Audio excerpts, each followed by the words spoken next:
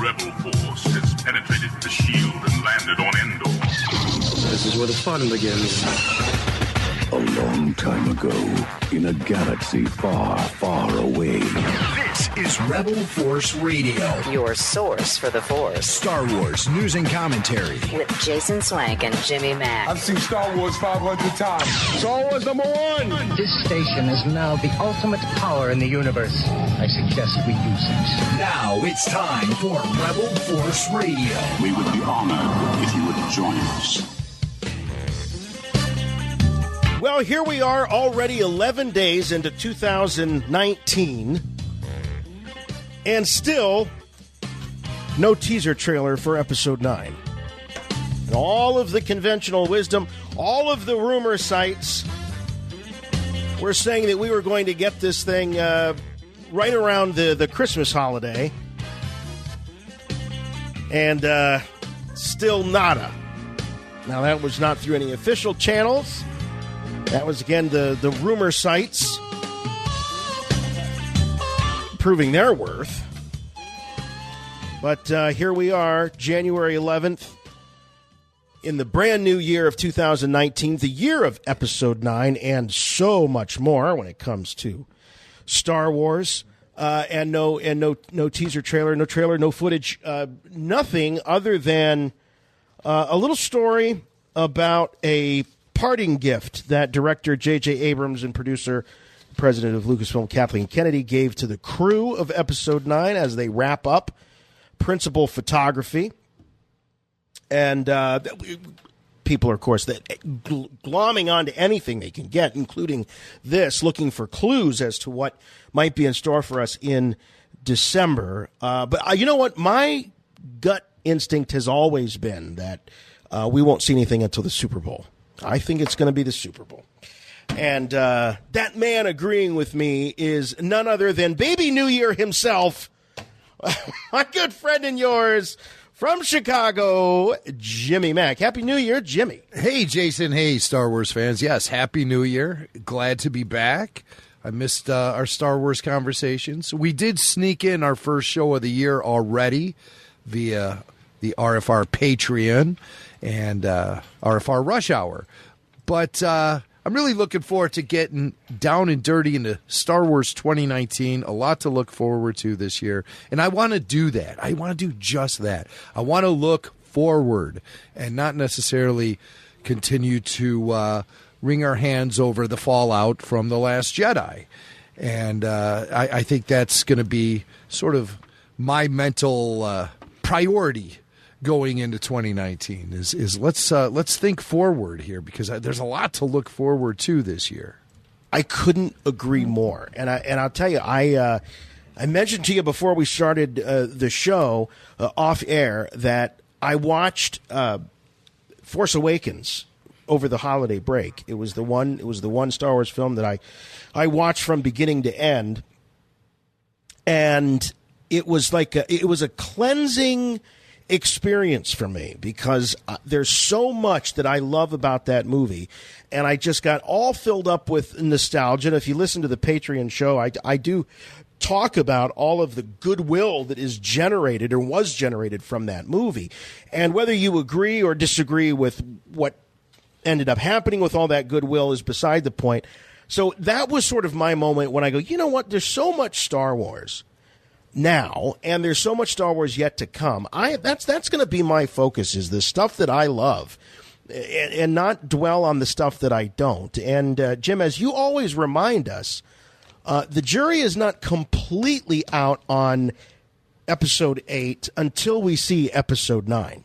Yeah, because I mean, that could tie some loose ends, tie them up, and make you look at Episode 9 in a whole different way. I was just thinking about that today, as a matter of fact, while I was taking my morning dump. I was hoping for jog. I was hoping for a walk with Kono. I mean, listen, I'm trying to keep this relatable and talk about something everyone does, and that is, of course, think about Star Wars. So, hey, I'm with a guy here in the studio here. And speaking of dumps, No, I was going to say is that someone. the transition? I was going to say someone who thinks a lot about Star Wars, Ah, yes. and that is our good friend Chris Mocht. Chris. Oh, Chris Mocht. There's only one show. There's only one show that I'd like to be on, and you made my my New Year resolution come true already. So What's that? To be on the show more often? to come back on the show, man. It's been a long time since I've been. That was a resolution. It was a resolution, yes. That's to pretty come back impressive. on the show. And you know what? I was going to break up before you said you took your morning dump. I was going to It sounds much classier coming from you. chime in. And yes, for the backlash that episode 8 has gotten, yes, let's watch episode 9, and then we can see what the big picture is, you know? Yeah. Exactly. Right. I totally agree. And I do want to say, Chris, I said this off the air, and I want to say it on the air. I want to get it on the record that, you know, one of the ways you can tell who your real friends are is wait a decade and look around. And if they're still there, then they're a true friend. And here we are, more than a dozen years after we started podcasting, and you were one of the first to reach out with us with a project.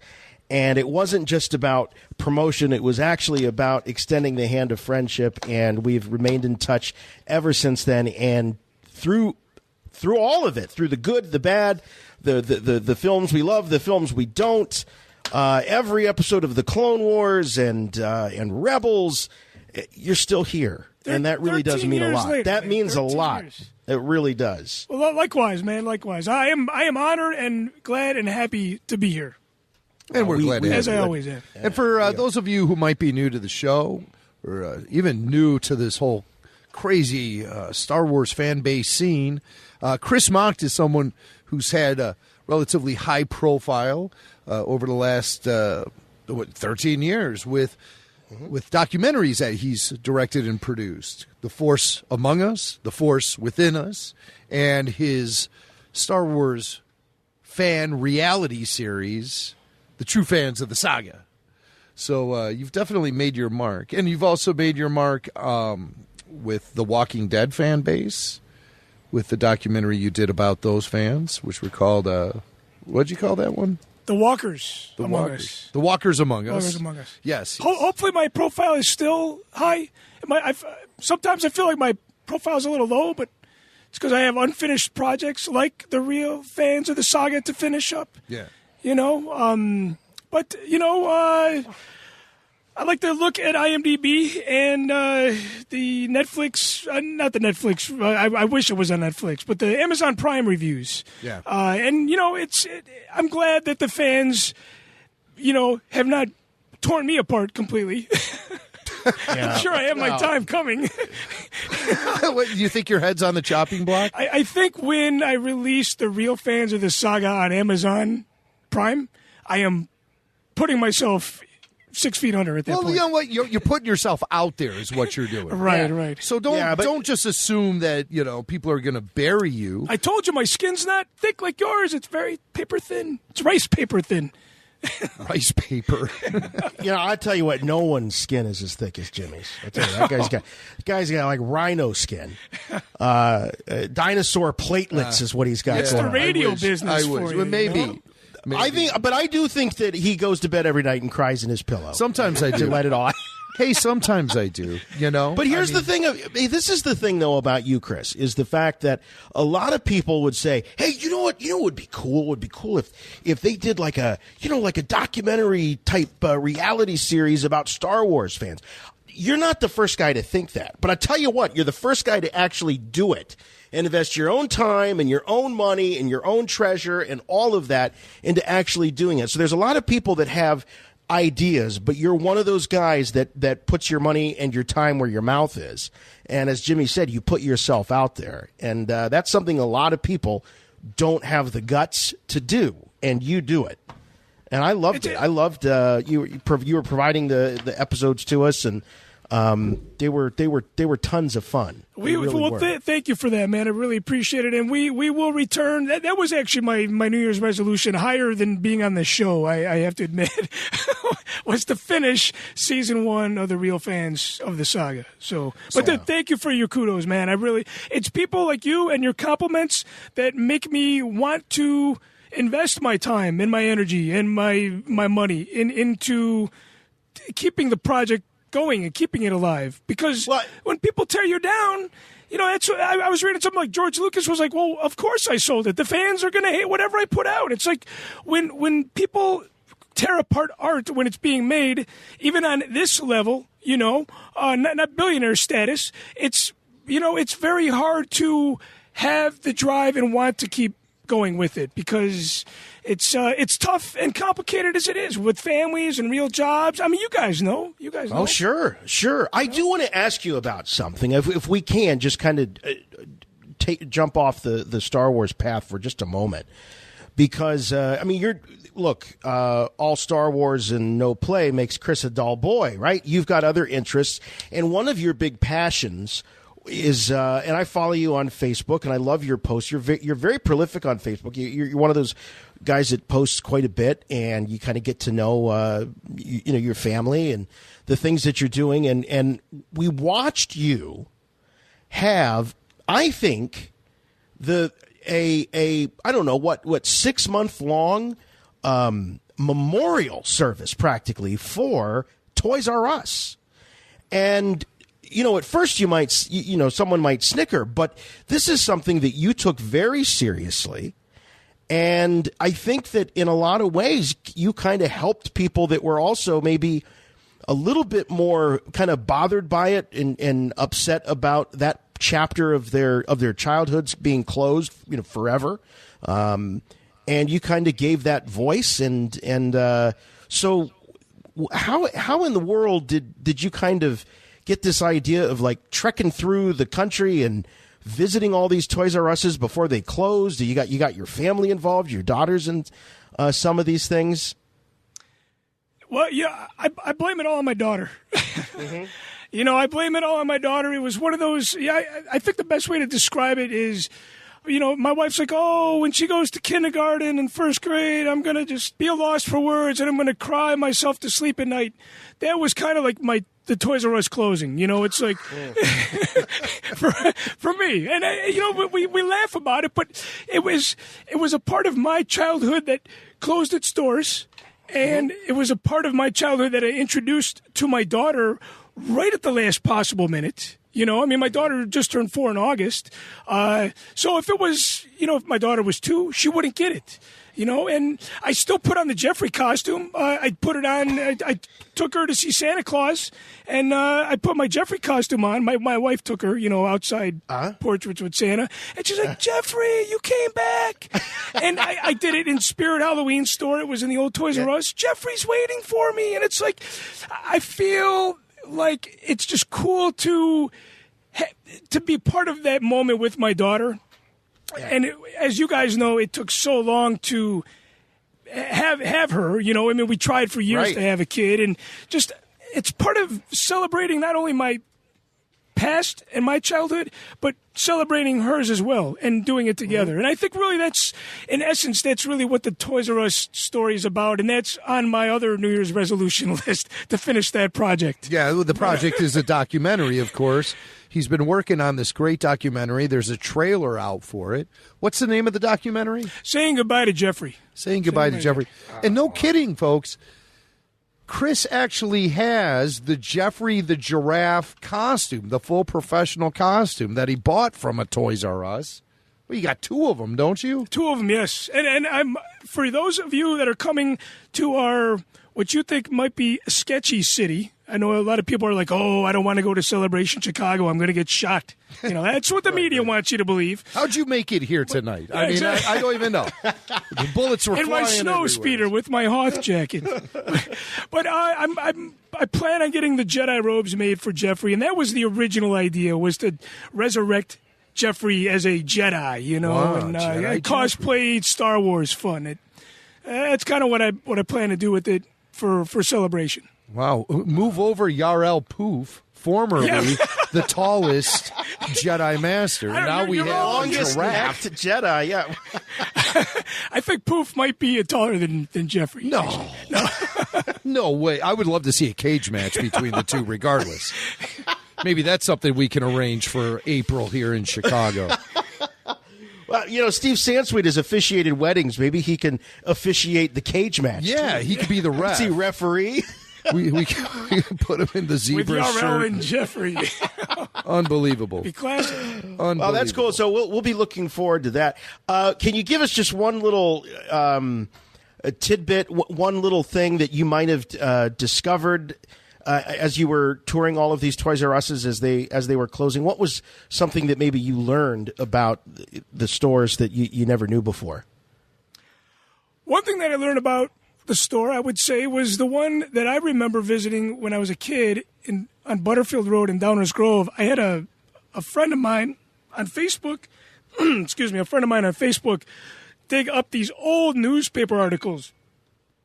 And I always wondered when it opened, and we found out the actual date, and there were kids like digging the ground with their shovels and their toy tractors, and it opened up in 73. And I remember calling them at the beginning of last year, and I was just like, can you tell me when you guys open? This is the store that I went to as a kid.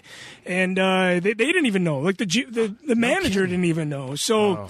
I feel like a lot of history within those stores, the current management had no idea about, but the fans wanted to learn all about that history. And, some of that's in the documentary, but not heavy. Not heavy. Well, that's interesting that one on Butterfield Road is the one you think of when you're nostalgic about it. Because I've been there many times. And, Jason, that is the Toys R Us where we had that infamous moment with young Michael on Midnight Madness. This was Midnight Madness. You scolded him. Midnight Madness for the Clone Wars. At the Butterfield location? Yes. Wow. I took Michael with me. It was a last-minute decision, and we were podcasting live. And Michael didn't have school the next day. He was maybe 8 or 9. What year would have that been? Maybe 9 or 10.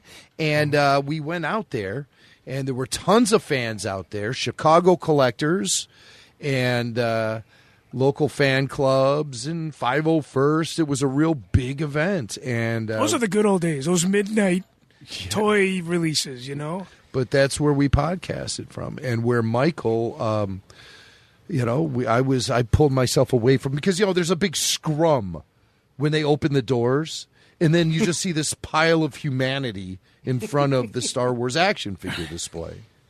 So the scrum, right? And so I emerged from it and was talking on the phone and sent Michael in there and told him to go find all the new characters from Star Wars The Clone Wars, all the dynamic new takes on characters like Anakin and Obi-Wan and Padme and stuff. And he came back with a single battle droid. And I couldn't believe it. A scolding. I could not believe it. I remember going to Denver, Celebration 1 in Denver. Me and my cousin Glenn, we made a point to – that was the first midnight release, and that was the first time the Star Wars toys ever came back into the fold. Hardcore. We did the toys came out in 96, 97, The Power of the Force. But the Episode 1 toys, that was pure pandemonium, that midnight Toys R Us Episode 1 release. Oh, Episode 1 was amazing. And for that one, we went to Oak Lawn. And I'm not sorry, Orland Square. I knew it was somewhere on the south side. And we went to that one, and I took a very pregnant Wendy Snyder to that one. And so she guarded the cart. That was her big job, to guard the cart, while I got involved in the pile of humanity in front of the action figure. Hard to believe that was 20 years ago. Really hard to believe that was 20 years ago. I remember it like it was yesterday.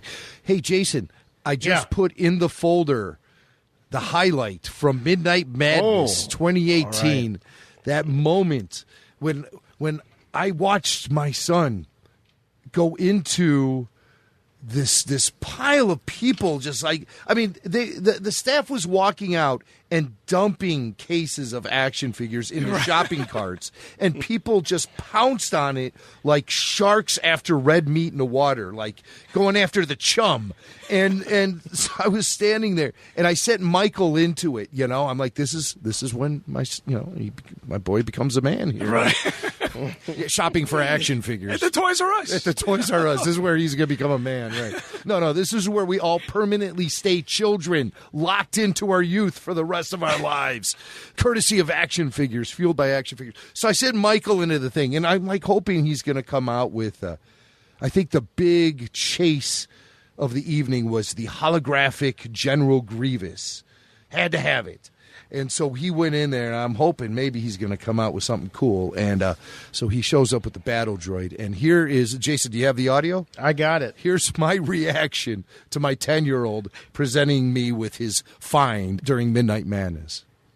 Oh, what do you got? Here comes Michael with a handful of stuff. Oh. What do you got?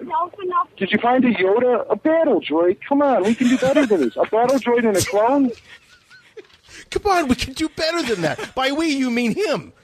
Poor kid you threw in there to the lion's den. With a chum. Yeah, like... Oh, my God. It was for the team. That was for the team. And I listen to that little voice. Doesn't that kill you, the little voice? Right now, I think at this very minute, little cute Michael is out at some bar belting out some blues behind a microphone. Yeah, he's come a long way since then, let me tell you. But that's a good one. That's a good one. So speaking of midnight and madness, we have our own New Year's Eve Midnight Madness here at Rebel Force Radio every year, where we time out Star Wars A New Hope to the second so that the Death Star explodes right at the stroke of midnight. This has become way bigger than anything I could ever imagine. Everyone's doing it now. This has become a trope, a meme, you name it. It's all of the above. Everyone every year talks about doing this or a variation of it, where they'll blow up the Death Star in Return of the Jedi, or even Mark Hamill himself commented on this crazy fad that we started here at Rebel Force Radio. He took to the Twitter on New Year's Eve and said, "Wow, this is amazing. Fans are blowing up the Death Star at midnight." He goes, "You guys are great. I love it. But I'm going to be watching Laurel and Hardy," and right when he says, "Stanley," right at the stroke of it was something like that. It was. I'd have to look up the tweet. Somebody shared it to me. I don't have the movie with John C. Reilly, and he's all over the movie. No. I think Mark Hamill. The real stuff. I think Mark Hamill's talking about the real deal. The real stuff. Okay. Yeah, all right. Here it is. Laurel and Hardy. Yeah, he's. I guess maybe because of the Stan and Ollie movie with John C. Reilly and Steve Coogan, I think maybe that might have rekindled Mark's interest. But we know that Mark Hamill is an aficionado of cheeseball comedy, old school stuff, essentially the stuff he grew up on. He still likes it, just like we still like Star Wars as much as we do. Hamill's a fan, and he likes a lot of the stuff that he grew up on. And so maybe the Stan and Ollie movie has rekindled his interest in those old movies. Yeah, actually, the movie was using some of Mark's comments as promotional material. Oh, no kidding! He loved the movie. He's a bit of an expert on Laurel and Hardy, apparently, and probably the Stooges and Little Rascals and all of that stuff from the 40s and 50s. I think Laurel and Hardy were 40s, 30s, 40s, maybe. But that's amazing that he acknowledged.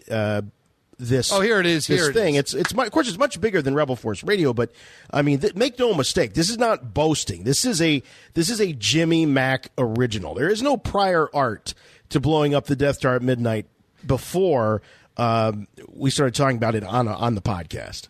Oh my God! I mean, it was something I was doing by myself long before the podcast, just because I was stuck at home on New Year's Eve. Here's the tweet from Mark Hamill on December 31st. Apparently, you could time your movie to coincide with the Death Star exploding. And he has a picture of this meme that somebody created says, if you start Star Wars at exactly 10:02:43, then the Death Star explodes at midnight. And he said, me, I'll be watching Laurel and Hardy time so that right at midnight, Ollie says, here's another fine mess you've got me into. But, people are timing out doing all kind of crazy stuff. Yeah. Timing out with Thanos' snap, which is a real bummer of a way to start the year when half the world gets destroyed. But, I like to blow things up, make it big and loud, and celebrate with that giant pop explosion that the Death Star provides. And then with the celebration immediately following. And the music. I did it last year. I did it last year for the first time. And if you haven't done it, you really got to do it. It was a ton of fun. It coincided with the first time I let my daughter stay up till midnight. And we were all, cuddled up on the couch. Mom went to bed. Little brother went to bed. It was just the two of us. And Uncle Jimmy Mac via text, of course. And we did it, and it's a lot of fun. This year, I honestly thought about, because I was on such a Force Awakens high over the holiday break, I thought about blowing up Starkiller Base at midnight, and but then I just heard like Jim's voice in my head, like, Starkiller Base? You can't blow up Starkiller Base. No one does that. It's not been out long enough. It means nothing. Well, as I said, it kind of implodes in on itself a little more than actually bing, bang, and it's, yeah. Well, for next year, you chime in the New York, the New York countdown, A New Hope. And, but you need multiple television sets because you have to start watching the movie at 10:02:44. That's why I didn't do it, because it was too many instructions and I was lit up like a Christmas tree.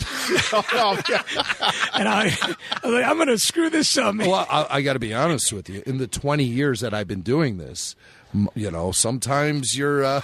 It took you a couple years, right? Your progression does get impeded. Right. And like the movie starts, way later. This year, now here's the problem we ran into, okay? 14 minutes into the movie, we were watching via streaming on Amazon Prime, I think, or Vudu, one of those two. And the stream froze up. Oh. Right at the moment when the Death Star droid is going, and he's in the... Yeah.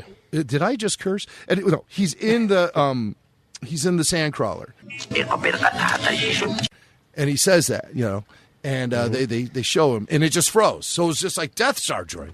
I'm like, oh great! Now the whole thing's over. Yeah. No, but here's what we did. Okay, we queued it up 30 minutes in, and waited until 10:32 and 44 seconds, and started it again.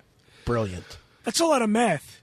Yeah, For that time of the night on New Year's Eve. Well, you just we'll just take the times that I have all the instructions at rebelforceradio.com printed out for you. You just add a half hour to the time and then start the movie right at 30 minutes. I think you still need to lay it all out for us. So next year, I think we need a secondary set of instructions that if you miss it, let's say it's 11 o'clock and you're bored to death by the crap that's on TV, all the smut and the garbage on the Ryan Seacrest. But Dick Clark would be rolling in his grave if he saw that crap show. He'd be rocking and rolling.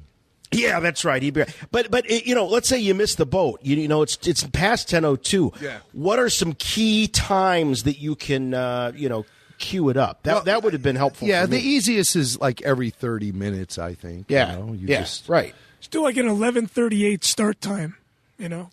An 11:38 start. Yeah, like what would you start at? Where would you start a New Hope at 11:38 for the Death Star to blow up at midnight? Well, if it's now see, that's a lot of math. It's like the Einstein of Star Wars. Yes, the Star Wars Mathletes, a new podcast from Rebel Force Radio.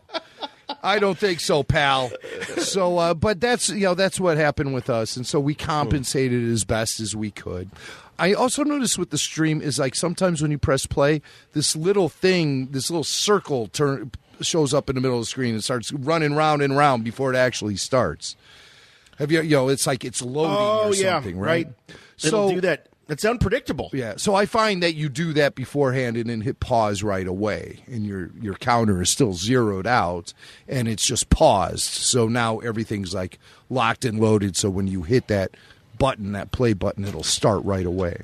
So these are things I hope people are filing away for next year. You know, if you're willing to do the math. And so here I got a text at 10:05 on New Year's Eve from Kevin Lyle, our old buddy Kevin Lyle. And he writes, he goes, "We were going to go into the city tonight, but it was raining, so we had no plans. As a result, I'm doing this." And he sent a screen capture of episode 4, New Hope, the crawler, coming up. He's like, "It's my first time. It better work."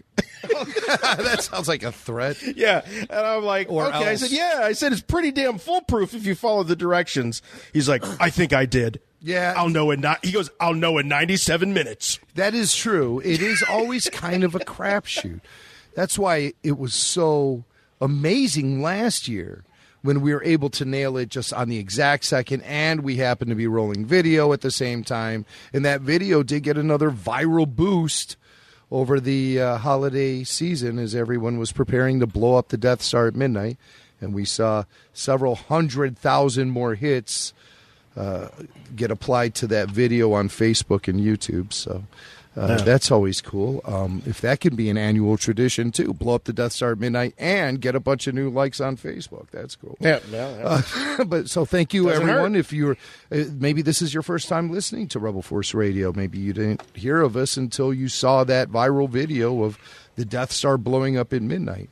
Welcome aboard is all I have to say. And also, as long as we're talking about videos and YouTube and stuff, I've really taken quite a liking to YouTube as far as its capabilities of storing away a lot of our classic bits, just isolated bits, funny moments from the shows, great moments from Dave Filoni interviews and other celebrity interviews, things like that. I'm going to be much more active in 2019 with our YouTube channel, and that's going to be a great depository for our 13 years of archives of things, just so it's right there at your fingertips and real easy to use, because a lot of the shows we've done over the years are not online anymore, or they're very hard to find. So I just want to put everything in a nice little area, make it real nice and easy to find. Things like the Billy D quotes of the week. That's like all stuff I want at your fingertips at the Rebel Force Radio YouTube channel. And also, of course, we're dumping a lot of content onto Patreon as well. Old content and new exclusive programming that you can only get there. And you can find all that at patreon.com/Rebel Force Radio. Jim, you mentioned YouTube. I just want to throw in this little plug here. Over the holiday, I was going through some of my older collectibles, toys, and I found a vintage real Ghostbusters Peter Venkman figure. And I'm like, I really should put this on display somewhere. I have some Ghostbusters stuff, so I was thinking about putting it out. But he's missing the proton pack and stuff. And I remember I watched this guy on YouTube named Michael Mercy, and he does a lot of. He has this incredible collection. It's almost as good as Jimmy Mac's Star Wars room. Almost as good. But he calls it the 80s Toy Museum. And it is phenomenal. Everything from G.I. Joe to Sectars to Star Wars to Masters of the Universe, Mask, any big 70s, 80s toy franchise you can think of. He's got an incredible collection, Transformers, all that. And he does these incredible YouTube videos, and he does some restoration stuff, and he also does, he features collectors that have reproduction things. So anyway, I reach out to the guy, and I don't do this very often. I reached out to the guy because I thought if anyone's going to know where I could get a Repro Proton pack for a real Ghostbusters figure from 25 years ago, it's this guy. And I reached out to him, and he wrote back. And it turns out he is a faithful Rebel Force Radio listener and has been listening to us for a long time. And I just was like, I was so blown away. I'm like, I never write to anybody, any like internet people. I said, but I've been watching you for a couple of years. I love your stuff. And he's like, well, I love your stuff. And it was just really, really cool. So I want to encourage Rebel Force Radio listeners, go over to YouTube after you subscribe to, of course, the Rebel Force Radio channel. But check out Michael Mercy. He's right now his wife is doing a fun series where she's looking at every episode of the original Star Trek series. But, I mean, if you just love pop culture and toys, you're going to love his stuff. And the guy is like so zen. Like he just he's so relaxing and so positive. And just somebody you would like to know. But anyway, I hope I don't hurt his reputation by saying any of this. But he's an awesome guy, and he said some very kind things about us. And so Mutual Admiration Society all around. But check it out, Michael Mercy over on YouTube. Is that, you know what? Like Mercy, Mercy? Yeah, right. Like have mercy. Yeah, Mercy. Yeah, Michael Mercy. Yeah. Cool. Well, I'll check him out. That's great. He's fantastic. He's fantastic. Before we kind of turn the page to 2019, did anybody get anything cool Star Wars stuff for the holidays? Chris, did you get anything Star Warsy? Yeah, well, I do my annual Star Wars Christmas party every year. Jimmy almost made it to that. Almost. Yeah, so I went to go see Greta Van Fleet instead. He was very disappointed. But no, I was not disappointed with Van Fleet. But I was disappointed I couldn't make it to your party, if that's what you meant. Yeah, he'll be there at the end of the year. And if he's not, he'll be very disappointed, I'm sure. So you do a Star Wars holiday party? Yeah, so we did a fourth annual one. Just did it in December, so this will be at the end of the year, the fifth one. We're going to do a Phantom Menace 20-year anniversary. This year was Rebel themed only. Rebel themed only, no baddies. And I got, my wife thinks I have so much stuff. Last year I got the Lenovo virtual reality game. And I got a bunch of cool things from Think Geek. This year, I got like socks, martini glasses. Hey, that's all right with me. I did it. Well, yeah, I have necessities, things that I need, right. And then I did get a copy of Episode 8 because I wanted to have a physical copy, and I did watch it last week. Wait, are you hold on a second. Are you telling me that this is the first time you've owned a home video copy? Yes. Of Episode 8? Yes. We're talking like a year after it comes out? 6 months after it came out on video? I left a lot on the table after last year. I mean, there were a lot of unfinished things, and there were a lot of things that I should have got, like the DVD the Blu-ray for Episode 8, and finally got that for Christmas. Okay. Better late than never, Yeah. But I saw that in a movie theater 5 times, so I kept up with it that way. But as far as Star Wars stuff, no, I was kind of disappointed, I always want that vintage action figure in the stocking that I used to have when I was a kid. I get that in every Christmas. But this time, just a Blu-ray copy of The Last Jedi. That was it. Wow. All right, Jimmy Mack. Chris brings up a really good point. Spouses, close friends, and family, if you're a Star Wars fan, they just assume you already have everything. This is true. I have a sister-in-law who is like addicted to gift giving. She goes crazy and way overboard during the holidays. I love her for it. And so she always asks me. She wants to know. She never is like, shooting blind. She's always saying, what do you want? And I always say, don't get me anything. But she just is so persistent. She just won't let it go. So I have her now I have her trained to pick up every Hallmark Star Wars Christmas tree ornament for me that they come out each year. Yeah. It's like 8 of them every year. Yeah, she does that. Multiple gifts for everyone. And it's just, you feel guilty. Generosity right there. It's like, all of these are for me. And I'm like, Wendy, did we get your sister anything for Christmas? It's like, yeah, we got her some socks or something. I'm like, well, but I mean, it's just, it's overwhelming. It's overwhelming. She also goes to my favorite place for like in Chicago, popcorn. And this is something people need to know when they're coming to town. Popcorn is very, very special in Chicago. You may have seen things, merchandise called like Chicago Mix, where it's a mix of caramel and cheddar popcorn together. That is something that was created in Chicago at a place called Garrett's. And you want to search out Garrett's downtown for the popcorn and get that mix. We just call it, mix. But, they call it Chicago Mix in a lot of places. Cheddar and caramel. So you get the sweet and salty thing going on. Yeah, and it's just genius. Wow. Two places to get it.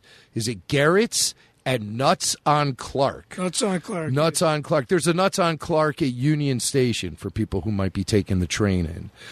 You'll smell it, and your nose will just guide you there. But that place in Garrett's, there used to be another one called John's. Remember them? Last time I smelled Nuts on Clark. I don't want to talk about it. Hey! I don't want to hear what you were doing with your cousin Clark over the holidays.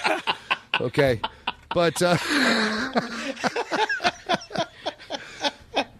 no, that's a tip though for people coming to Chicago in April. You want to search out Garrett's or Nuts on Clark and get that mix, the caramel and cheddar mix. And I've been out there many times, and I've had the deep dish and some other celebrated Chicago traditions, but I've never been offered the mix. Oh, is that? Well, one time when you and me went to visit Steve at Rancho Obi-Wan, we took him a bunch of popcorn.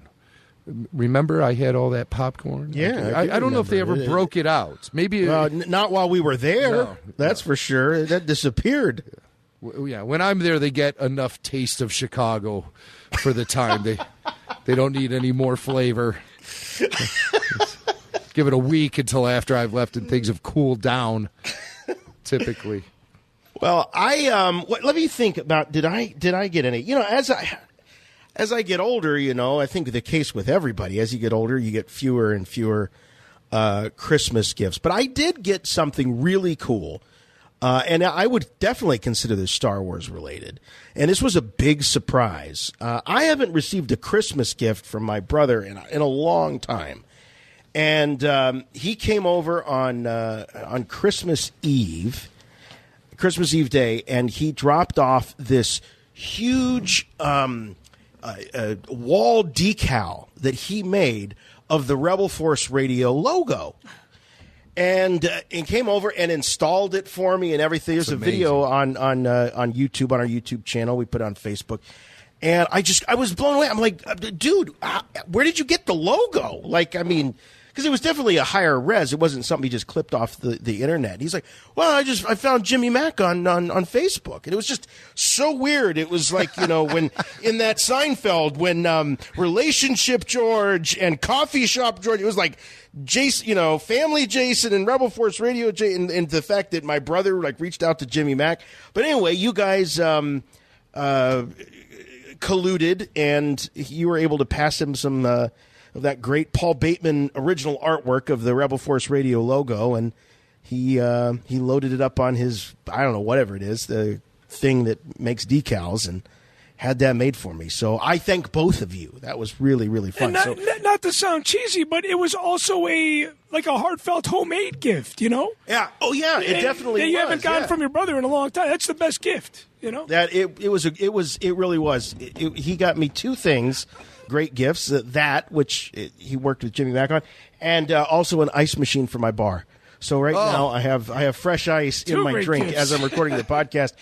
So no, it's really great, and you're right, Chris. It's definitely the stuff that is kind of made. It comes from the heart, but Jim kept it totally secret. He never spilled the beans and said, I got a random message from your guy who claims to be your brother. Oh, no. So now what vetted him. What did you get your brother for Christmas? I didn't get him anything. You didn't get him because anything. He isn't nothing. Well, no. You know what? I'll take it back. So his girlfriend that's not his girlfriend. It's one of those situations. I'm just gonna say. It's just, lady friend. Yeah, his lady friend got him an iPad for Christmas, and so he the day after Christmas he emailed me and he's like. Or texted me. He said, hey, well, what iPad case do you recommend? This is my first iPad. I've never had one. And I said, so I just did a little bit of research, found the best one I could find, and I just said, this is the one, and it'll be delivered tomorrow. So I did get him an iPad. Oh, that's it was cool. just That's the cool. day after Christmas. So That's cool. Now, the decal you have, it's on the wall in the studio, and it's really huge. It's like a fat head. right. And that's great. I didn't know you can actually get those kind of things. He actually reached out to me kind of late in the holiday season and asked me to pass along the thing. So I'm surprised. I had no idea it was going to be something so huge. I thought it was just going to be like a framed logo or something. But this takes up the whole wall. It looks great. Yeah, it does. It looks really cool. Yeah, it was. So I spent some money on myself. I've done some improvements to the Rebel Force Radio studio here in Northeast Ohio. So that is sort of my Star Wars gift to myself, and it was like the icing on the cake was the graphic. I did buy myself that Infus Nest speeder bike action figure that I wanted. So remember we were talking about buying ourselves gifts for the holidays? Oh, yeah. I bought that. Oh, and I found the Kessel Run Millennium Falcon from Hasbro, which is it retailed for $100 at least when it was released back in May. I found it for $20 as Amazon's deal of the day. $20. Yeah, courtesy. And what's the retail? 100? It was retailing for 100 when it was released. At least 100, maybe even 120. Because this is lights and sounds and everything, right? I'm guessing. Yeah, and it like shakes and stuff, and the panels pop off. I think it was the guys at Jedi Temple Archives who posted something and alerted me to that great deal. And I saw the post with 40 minutes left. I was late. It was like 2 in the morning. Wow. I was like, 40 minutes left. I just got in. And, it showed up. So that was a nice little Christmas gift to give myself, too. It really lacks the quality of some of the Millennium Falcon toys that have come out over the years, going all the way back to the 70s and that great vintage sculpt that every kid had, if you were lucky enough, that Millennium Falcon. And then they re-released that Falcon in the 90s. Same mold. Yep. Remember that? Jim, I think that is the mold that was used. That original mold was used all the way up through, I want to say like late 90s, early 2000s. I mean, they did not change a thing on that. They might have changed some of the paint apps and some of the decals. But, yeah, that mold was original until – did either of you guys get that well, obviously it wasn't to scale, but that big Millennium Falcon. They called it the big Millennium Falcon. The BMF. The BMF, right. Did you get that? I didn't.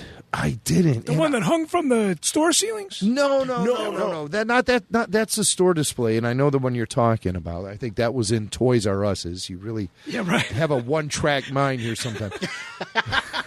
No, this was something that was merchandised by Hasbro about 10 years ago. I want to say 2008, 2009. And it was called the Big Millennium Falcon. And it was a new take on the classic toy. It was just gigantic, though. I mean, it was it was like to scale with the action figures. It was that big. And I never picked it up. And I'm kicking myself for that one. I am too. I feel so stupid for not getting that. Now, do you guys get your kids anything Star Wars for Christmas to kind of keep that going? I used to. But my kids are, Michael's, he's going to be 20 this year, and Dylan is 16 now. They get their fill of Star Wars just from me being their dad, and I think that's good enough. I understand that for sure. That's my daughter, but I still got her. I got her the Leia Endor, the speeder bike, and it changes into the Ewok Celebration outfit. What was the name of that small animated series that came out on like YouTube? They were all for girls. They did all the Forces of Destiny. Forces of Destiny. Yes. I got her that for Christmas. Forces. I'm trying to do a Maz cannot because she did that intro, and you'd have to watch that intro over and over again with those shorts. Forces of Destiny. Forces of Destiny. Oh, come on. What are we doing? We didn't do your Maz warm up. What are we doing here, man? Yeah, right. In order to have the warm-up, though, you have to have something to follow it. Yeah, right. So I could sit here all day going, that's the Maz warm-up. But I don't have anything to follow it up. Forces of destiny. No. Whatever you do, don't stare. She's on this watering hole. I remember when I took my dad to see The Force Awakens. He started laughing his ass off when Harrison Ford's, she's had this watering hole since she's run this watering hole for centuries, or whatever he says. My dad's like, oh, watering hole. I was like, oh, my God. There must be some like old school joke hidden in there somewhere. I'm not getting it. It's like an Easter egg for my dad. It's like something that, like, you know, Glenn Campbell said in some John Wayne movie back in the 60s, and it's ringing a bell for my dad. But that line always makes me laugh out loud when he said, whatever you do, don't stare. And they're like, at what? Any of it. Any of it. He did have some great one-liners in that movie. Oh, they did. Well, anyway, so that was Star Wars 2018, 2019. Just to kind of run off the things that are in store, we've got obviously Episode 9. We have the premiere of The Mandalorian and the unveiling of Disney Plus. We've got the Star Wars Galaxy's Edge, the big Star Wars land opening in. At Disneyland, and what else do we have? Oh, we've got more of Resistance on the Disney Channel. I feel like I left something big out. What did I leave out? Star Wars Celebration Chicago. Oh, that's the one. Star Wars Celebration Chicago. This is going to be a huge year for Star Wars. Out of any of that stuff, Chris, is there one particular thing that you're looking most forward to? Keeping my eye on the prize, Star Wars Celebration. It's around the corner, Yeah. I think that's literally around the corner from you and Jimmy. Yes. I mean, it's a little bittersweet because we still have to travel, to downtown, so we're getting a hotel. Yeah, we are too. Otherwise, it's going to eat up, 12 hours of 3 days driving in traffic. True. Yeah, 3 out of the 5. 3 out of the 5, for sure, because you'll be dealing with typical Chicago traffic, which is a biatch.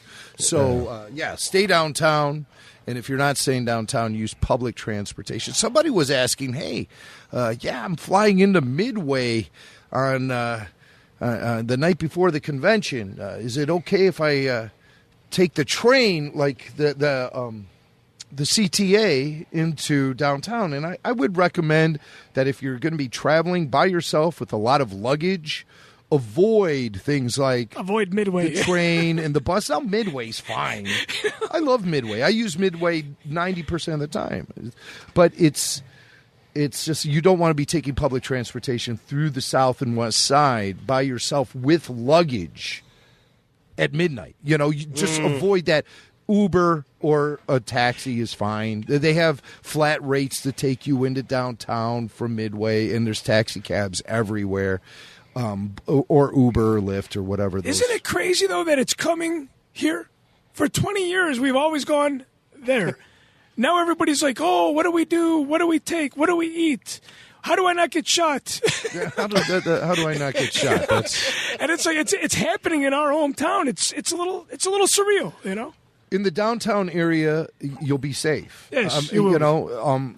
A lot of these stories about shootings in Chicago, number one, the big time when that happens is during the hot summer months when everyone's outside in these neighborhoods. Things happen.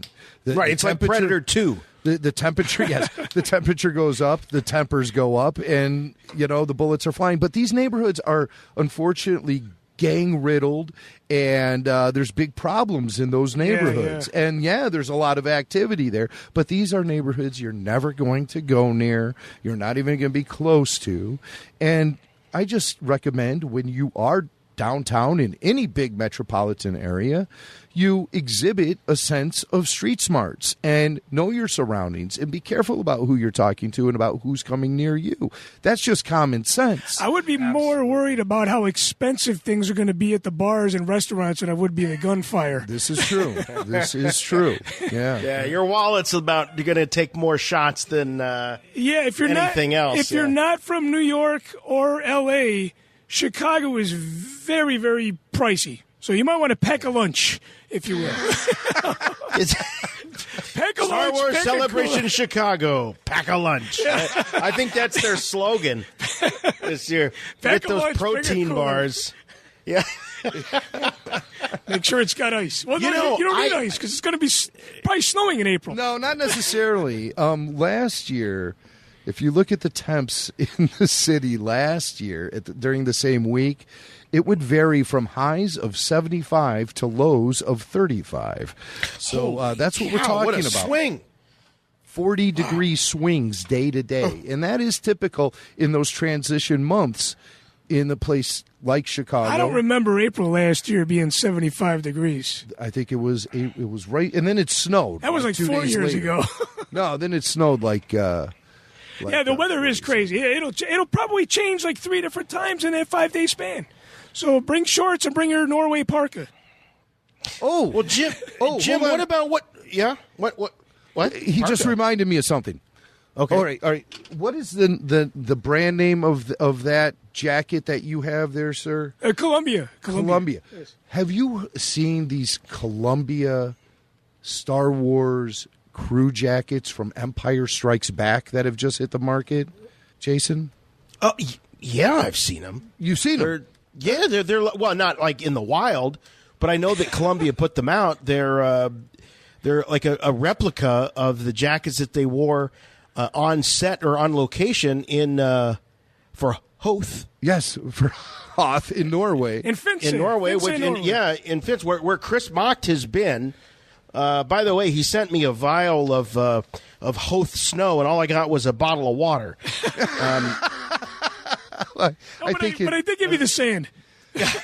Yeah, no, and I love it. I still got it here. Well, but these Columbia jackets are amazing. Well, you're not going to tell me you have one. Star Wars Empire crew parka. They're an almost exact replica of what the crew out in Norway was wearing when they were shooting Empire Strikes Back. If you look at any of the behind-the-scenes footage or the making of Empire Strikes Back book by J.W. Rinsler, you'll see plenty of pictures of the guys wearing these bright blue parkas with the incredible Ralph McQuarrie Empire Strikes Back concept art of Darth Vader in flames and a cool Star Wars patch on the arm. Chris showed up at the house today, proudly sporting the crew jacket. There it is. He's holding it. Inside here.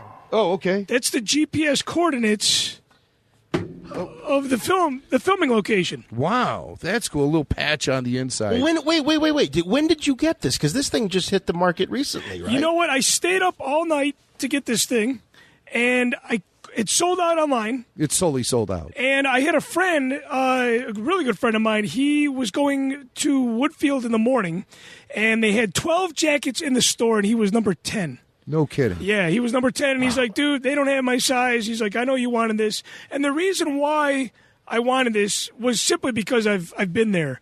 And, one of the guys, a friend of mine that went with me to Norway, he tried to replicate it, and it was a fan job, But this thing is like replicated how like you said they would have wore on set. It's amazing. It's very, very absolutely amazing. As a matter of fact, I've actually seen and held and worn an original crew jacket from The Empire Strikes Back. Robert Watts' own, yeah. Robert Watts was out at Star Wars Fan Days in 2008 or 9, and I had a sit-down interview with him, and he couldn't have been a nicer guy. He was one of the producers on Empire Strikes Back, of course.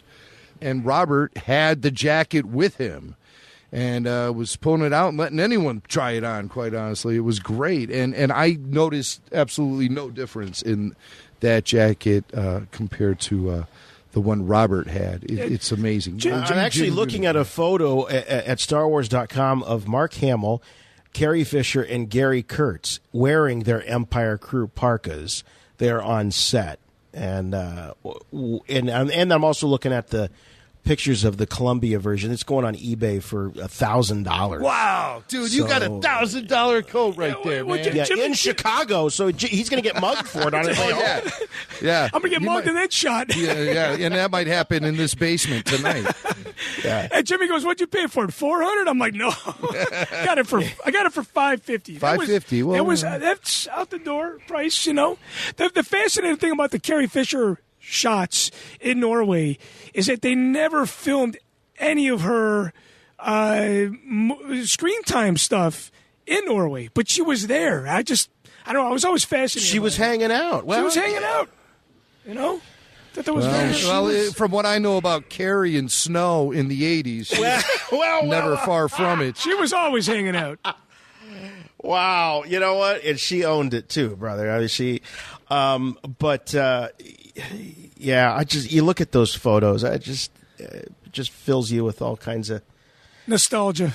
Yeah, good feelings of them. And, anyway, so Jim, we got some voicemail that's coming up, but before we do that, of all the things that we kind of ran down, what's the one out there in 2019 that gives you the butterflies in your belly that really makes you the most excited? Well, obviously, it's going to be next December in Star Wars Episode 9. I think there's going to be levels of anticipation for that movie that are going to go off the charts. We just haven't seen it yet, because everyone's been bogged down so much with Episode 9 and everything. I think it's time in 2019 to let all that go and just focus on what's ahead of us and what we should be excited for. And definitely Star Wars Episode 9 is it. And, I hope that will do a lot to mend some wounds that, some in the fan base have been suffering. Hopefully fill in some blanks. And fill in some blanks and give us a suitable conclusion if this really is going to be the conclusion of the Skywalker saga. Let's have it all tied together in some sort of way that provides poetic justice to the 4 decades of storytelling that has preceded it, along with the equity that fans like you and me, Jason, everyone listening to the show, have applied to this amazing saga. I have to say, if I can answer my own question, the thing that I'm most looking forward to is the Disney streaming service and the premiere of The Mandalorian, because I believe that the future of Star Wars is serialized television. Yeah, I'm with you. So I think this is a big, big moment, and I'm very excited to see where it goes. And I think of all the projects, I think this is the one that has the most to gain and perhaps the least to lose in a way. I just feel that I just think that this project is in a really good place, and I feel that I think the creative team behind it is just off the charts incredible. Anything that's got Dave Filoni's involvement, you got Jon Favreau, who's clearly one of the, just well experienced and a guy that knows how to kick off franchises. We can tell you that. So I'm totally psyched for that. I'm psyched for all of it. I really am. But that's the one that has me really, really excited. So let's hit the voicemail bag. We've got Eric. Hello, Eric from Phoenix. Hey, Jason. Hey, Jimmy. This is Eric from Phoenix. I'm just listening to your last Rush Hour episode yesterday. And in that, you guys talked about doing a 2018 recap, kind of best of 2018 from a Star Wars perspective. So I thought I would give you guys my top 3 best Star Wars moments of 2018. So number 1, hands down, is the Solo movie. Fantastic movie, so much fun. Felt like you were watching a comic book come to life, and just a great movie to come after Last Jedi was so divisive. Number 2, the announcement of The Mandalorian. I'm really excited for this. I think it looks like it could be really good. With who they have working on it, I'm pretty confident it will be. And I'm really looking forward to see how that plays out. And I've got 2 tied for number 3. The first one tied at number 3 is the announcement of Celebration in Chicago, and the fact that my wife and I are able to go. So really looking forward to that. And the second thing tied at number 3 is Puppet Lando reading the Denny's Star Wars menu and that brief excerpt from the new Han Solo book talking about his pants. Anyway, thanks for all that you do. I forgot about the pants bit. Yeah. And the bulge. The Battle of the Bulge. Oh, man. Wow. Well, if you want to relive that moment, we did post that up at our YouTube channel. So just look for Lando Calrissian Visits Denny's. And it's there for your enjoyment anytime you want it. Great list from Eric, though. Definitely spotlighting some amazing things that happened in Star Wars in 2018. Something else I'd add to it would be, let's see, Star Tours upgraded and added the Battle of Crate to its rotating series of adventures on planets. And that's gotten many a rave review. I would give it a rave review myself, but when I visited Disneyland with the family last summer, we waited in line for Star Tours, and right when we were about ready to board our vessel, the fire alarm went off in the building, all the lights turned on, all the animatronics shut down, and we were escorted out of the building. So thank you, Disneyland, and pranksters who may have pulled fire alarms. This is conspiracy level stuff. Someone knew I was about ready to get onto that ride.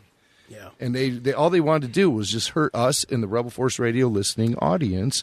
And so I was sent out of the building. Well, I think we know who it was. Next thing I know, we ended up on Tom Sawyer's Island. And from that, I blacked out and ended up laying next to the hotel pool. So I can't explain what happened there. But no Battle of Crate for never you. made it to Star Tours. So disappointing. So disappointing.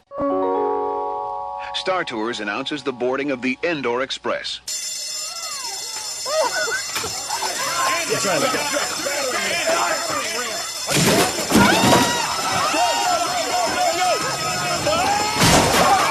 Get full access to RFR only on Patreon. Become a member of the RFR Patreon community to get more Rebel Force Radio. Bonus shows and content are available right now only at patreon.com/Rebel Force Radio. Exclusive programming like RFR Rush Hour. Join Jimmy and Jason on the ride home. RFR Rewind. Look back at some of the show's greatest moments. RFR Q&A featuring you as the show host, moderating the conversation for at least a full half hour. Plus, get full stereo high-fidelity episodes of the latest RFR, early access to RFR events, ringtones, exclusive updates, giveaways, and more. Become a member of the RFR Patreon community to get it all, and your contributions will help keep RFR alive for years to come. It all happens at patreon.com/Rebel Force Radio. Don't wait. Visit Patreon today to get all access to RFR. Patreon.com/Rebel Force Radio.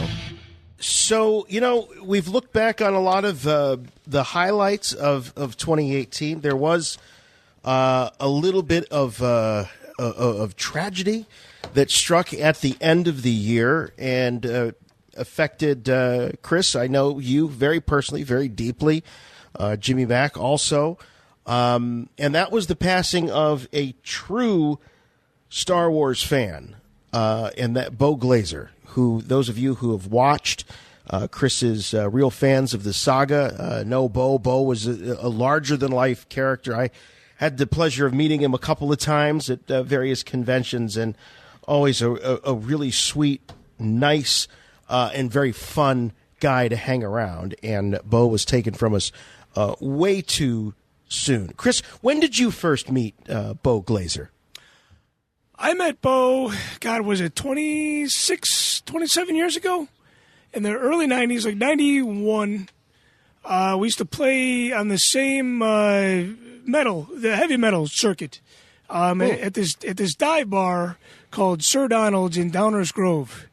And he was in a band called Comatose, and I was in a band called Rotgut. And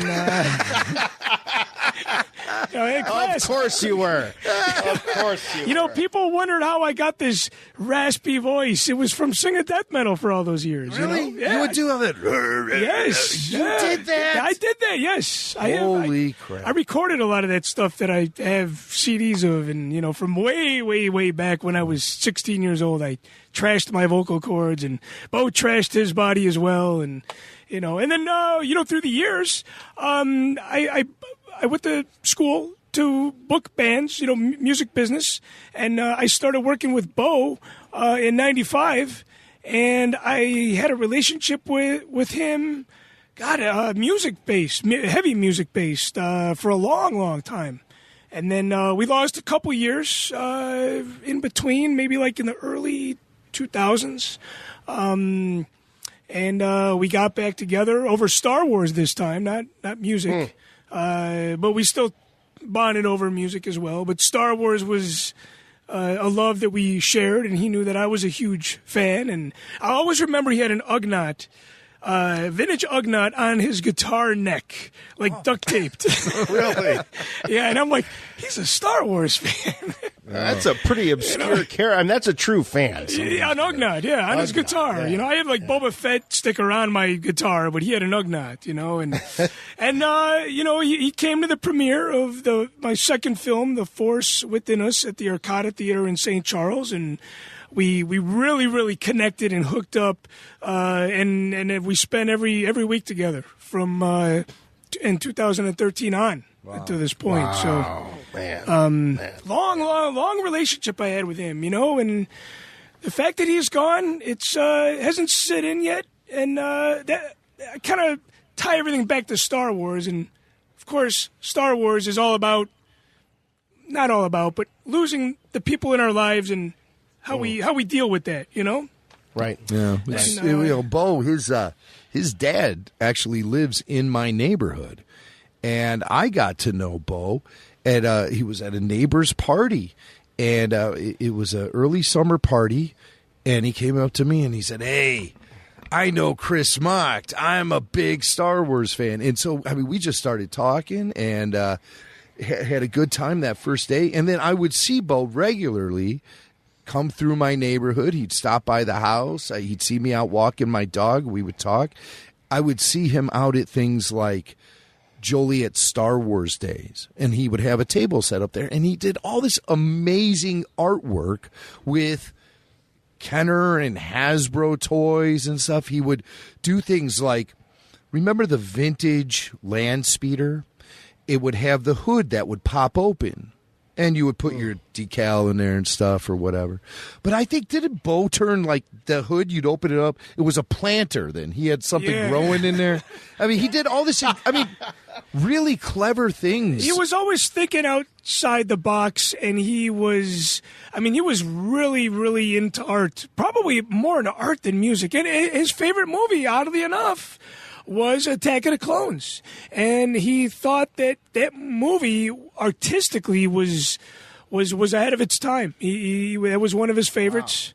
Wow. And for those of you that know of him or maybe even knew him, he lost a very, very short and quick battle to cancer in the end. It was real quick, man. It was real quick, yeah. He had a surgery, and he was really looking forward to it because he was having trouble eating, and he would just say, "Man, he lost a ton of weight," and he said, "I really just am looking forward to eating." And he said, "I was at first afraid of the surgery, but now I'm really looking forward to it because I just want to eat again." And he went through the surgery, and the surgery was a success, and everything was going great.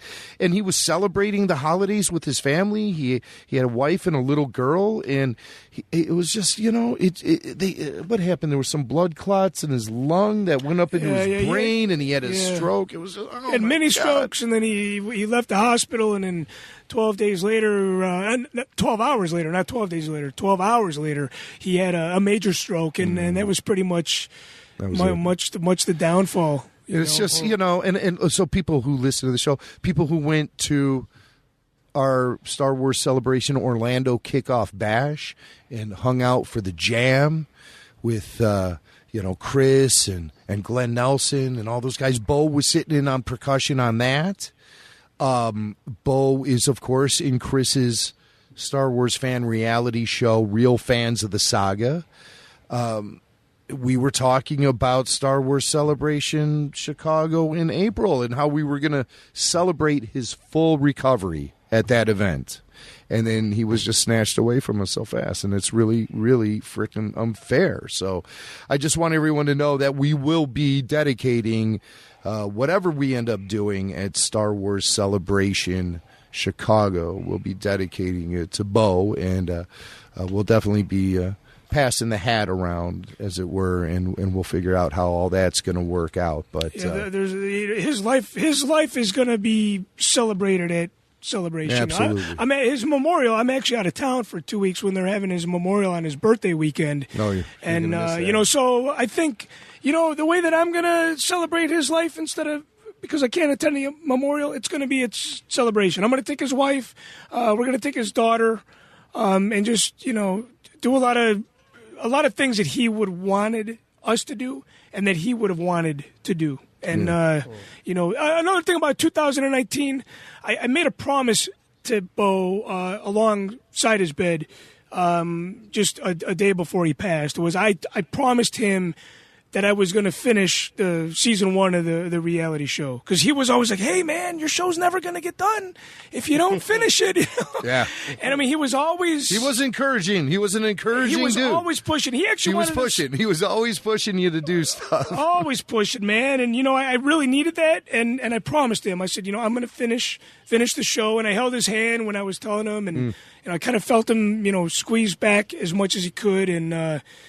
So he's definitely going to live on. Well, we have some clips. Jim's prepared a few sound bites for those who want to remember Bo and those who never met Bo. What do we got here, Jim? These are all from the reality series? This is all from Real Fans of the Saga. And the first clip is Bo with his wife, Nikki. This is from the first episode. Chris, how can people see this show? They got it. They got to just bear with it, and it'll be on Amazon Prime, hopefully in 5 months tops. The whole series. All right, the whole series. So at some point this year, Amazon Prime is going to be the way that it's going to be distributed. Okay, so at some point this year, you'll be able to catch this on Amazon Prime. For now, it's just people who are involved in this Kickstarter initiative are able to get access to the shows, but because you're still, as you said, in production in season 1. Yes. But you do have several episodes in the can. Me and Jason have been allowed to see them, and they're great. I love them. And here's Bo from episode 1 with his wife, Nikki, talking about basically how Star Wars has an impact on their lives. My name is Bo Glazer. I was born in 1970. I am a painter and an artist and a musician. But Renaissance man.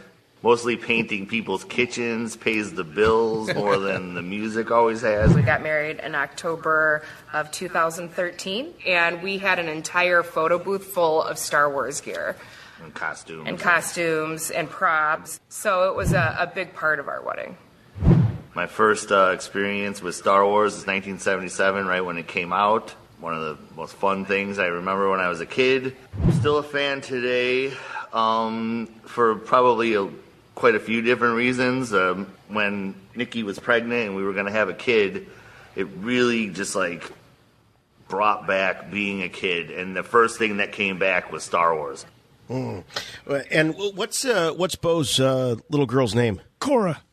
And I'm guessing that like all Star Wars dads, it wasn't too long after Cora came on the scene that she was being sat down and shown these movies. Seemed like he took a lot of pride in doing that, being a Star Wars dad. I think he showed her right away. I mean, she was probably about 3. She was younger than my daughter. My daughter's 4, and she knows Star Wars from around the house. She knows all the characters. But as far as showing her the movies, I haven't really done that yet. And I think Bo was already there with Cora, It was playing in the delivery room. Yeah. Sure, we've got another clip here. This is Bo playing. What is he playing? Some music? This is Chris actually suggested we play this one. I said, hey, fondest memory of Bo from real fans of the saga. What's your fondest memory of him from that series? And there is a moment where they were holding down fort. This was at Star Wars Celebration 2015. In Anaheim, at the rental house. We rented a house together. They rented a house. Lots of late nights. I mean, what says reality show more than, we took 7 drunk Star Wars fans, put them in a house, and send them to the convention. But some of the guys did actually go to the convention every day, and then a couple others sort of hung out around the house. And Bo was one of those guys who was getting more gratification from just hanging at the house than going over to the convention center. So I asked Chris, what's your favorite moment? He said there's this moment where Bo has had a couple of adult beverages, and there was a guitarist in the house and who was playing some acoustic guitar, and Bo just decided to improvise himself a little Star Wars song. Stormtroopers shoot at you, but they never hit you. You get away, and you're not even a Jedi. But the blast go by. They never hit you, you never die. But they're stormtroopers and they're still scary with their frowny face that's now smiley in episode 7. If you haven't noticed, it's like an evil clown. You guys are going to make me gag on my own pretzels. That, of course, is Duffy, the drunk stormtrooper, talking about gagging on his pretzels to the musical stylings of Bo Glazer. Yeah, some good picking he's got going on there. Yeah. Well, I think that was another guitar player. Bo was really focused on those brilliant lyrics. Oh yeah. So. Oh, I see. He wasn't picking the strings. I'll tell you what, we should transcribe those lyrics and get a band together and record it. Give it a real recording. Yeah, right. And we'll call it, Bo's Star Wars Anthem. I was wanting to start a Star Wars music project with Bo, and the guy that was playing the guitar, actually, he was the guy that edited the Force Within Us. He was our editor, and he was doing some camera work on that trip. But Bo, like I said, Bo was always into music, always in art, and loves Star Wars to death. And we're gonna miss him. Yeah, he was the real deal. He was an artist. He was a musician, a true original, and a great Star Wars fan. And a great friend, and a really good friend. He was just a good guy.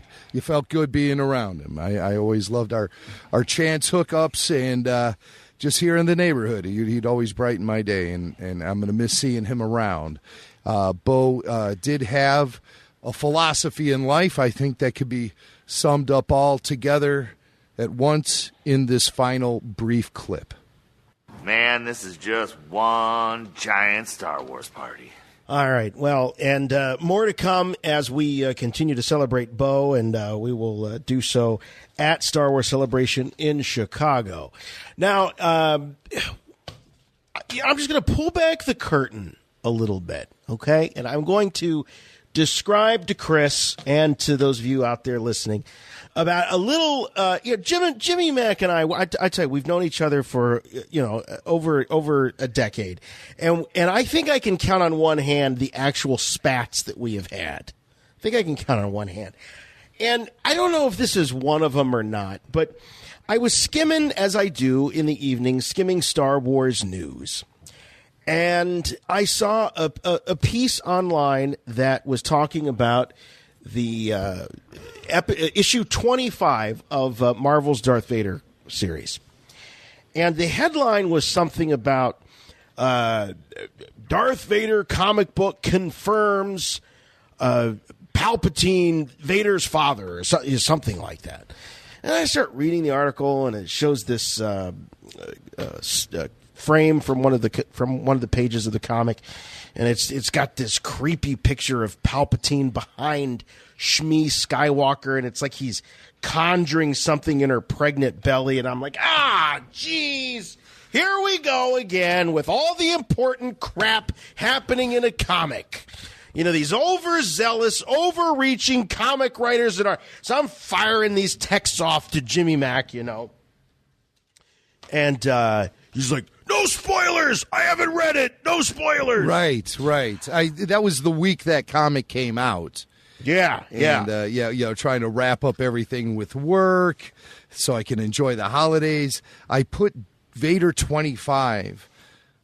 I put it aside for a few, and I knew I shouldn't. I'm like, oh, this is hot stuff, man. This is the end of the Vader line here, but no, leave it to Jason to start hitting clickbait articles, and then he starts sending it to me before I've read the comic. So I might have freaked out a little bit. But no, you didn't freak out until you scolded me into reading the comic, because it was a day or so later.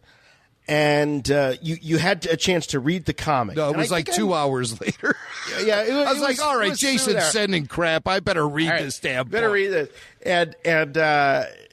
And he's like, well, before you start believing everything you read in these trashy websites, read it for yourself. And I'm like, I don't need to read. I know everything. He's like, no, you need to read it. Yes. And he's like, people don't listen to this show for other people's opinion. They want your opinion. They want my opinion. That's right, damn it. Yes, no, he was absolutely right. So I did. I'm like, well, I'll show this guy, and then just log into that account, and I downloaded, and I read the comic, and damn if that wasn't journalistic malpractice, because there is absolutely, Jim, in my estimation, no confirmation of this, and you were so passionate about it, you actually wrote it up your thoughts and put it on rebelforceradio.com, saying, hey, despite the headlines, this in no way confirms anything. I pulled up our text from that night. This is Friday night, December 21st, at 9:50 p.m. Jason sends the headline: Marvel's Darth Vader number 25 finally reveals Anakin Skywalker's father. And Jason put this... Oh, no. WTF is what he said. Okay. But, I mean, he actually spelled it out. Actually, it was what period, the period, and then fill in the blank period. For emphasis, So I said, no spoilers. Seriously, I want to read it first. So an hour and 10 minutes later, I wrote back and I said, this is snippy. I said, I just read the comic, and I suggest you do the same and stop wasting your time on this clickbait nonsense. That needs to be your New Year's... Oh, now here's when I scold you. Yeah. That needs to be your New Year's resolution, because you waste your time on articles like this way too often, and it clouds your judgment. People listen to RFR because they want your opinions and thoughts, not what you think of flawed opinions you harvest from hack articles like this. Oh, wow! I'm rolling. Yeah. And so you respond. Yeah, you respond. That's Jimmy Mack on tequila, ladies and gentlemen. No. It is not. That absolutely. I remember that evening. I was as sober as a Catholic nun. All right. You said you immediately. My opinions are my own. How dare you? Then I said, why are you here's when I throw a little logic in your face here, Swankster. Yeah, right. Then why are you reacting to the comic without reading it first? You jump to a conclusion about the comic without reading it. I said, always go to the source first. And then you wrote back, chill out, brah. Brah. And so I responded. PRA. I responded PRA. With the... So then I must have gone back and reread some of what I was texting you. And so I sent you the smiley face with the sunglasses emoji. Yeah. It means everything's good. It's all good. I said, all good. But then immediately I have more opinion. That article is presenting a garbage analysis of the book, which was great. And then you challenged me. You said, I know you're a big fan of the comics. I get it.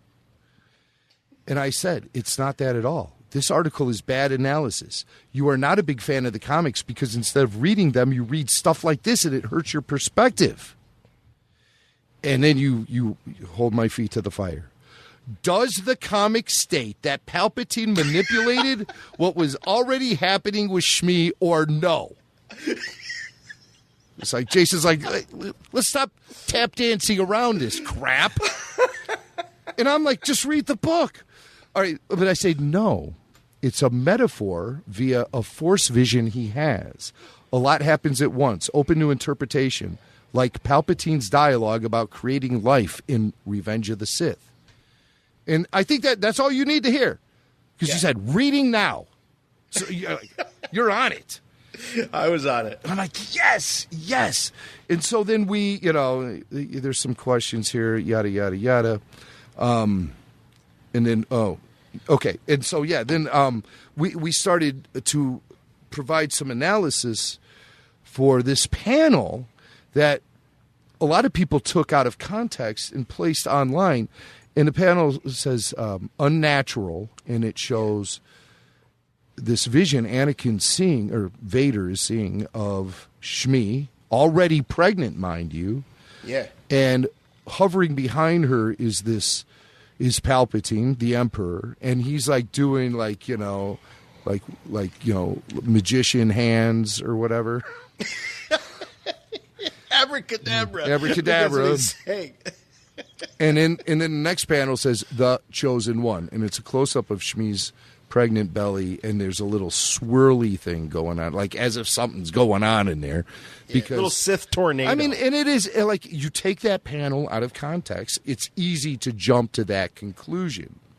But we need to go through the entire comic itself to find out how we got to where we are and why he's seeing what he's seeing. Anakin is being presented with a force vision, and it's breaking down this concept to him that he can only sort of decipher metaphorically. He can't, the force never is obvious with you, It's never so obvious. I don't think so. It certainly wasn't obvious to Luke when he went into the tree cave and confronted that vision of Darth Vader he was having. What's so obvious about that? He beheads Darth Vader and sees his own face in there. It's supposed to be sending him a message that if he continues to let his anger guide him, then he's going to become the next Darth Vader, essentially. Yeah, right. That's what that vision is always told. But then after you see Return of the Jedi and you realize that Luke indeed is Vader's son, it could take on another meaning potentially. At least I've always interpreted it that way. I think after you see Return of the Jedi, you go back and you see that scene and you realize that was the Force trying to tell Luke about his lineage. Oh, yeah. Well, that is true, too. Yes, of course. He got the vision before the information was revealed about That's right. Darth That's Vader right. being his father. Yeah. So it does have kind of multiple meanings. It's why it's so profound. But I just want to walk through this comic real quickly and sort of explain what I'm seeing. The first page shows Darth Vader leaving his armor behind and walking as a kind of a spiritual entity away from it, signifying that he's having this out-of-body experience, this force vision. And he's walking, he is inside the castle. He has gone through whatever this portal is. Now, I just want to interrupt real quick because I want to ask you a question because I was confused about this. You've read the prior 24 issues. I had not. So I know that there was a plot where Vader had unearthed or somehow brought back to life this Sith Lord of the past in a similar way as we see Ezra saving Ahsoka or pulling Ahsoka out of the time-space continuum. That's where this thing confused me, Jim. Is that the realm that Vader is in? Because we know that he's on a mission to try to bring Padme back.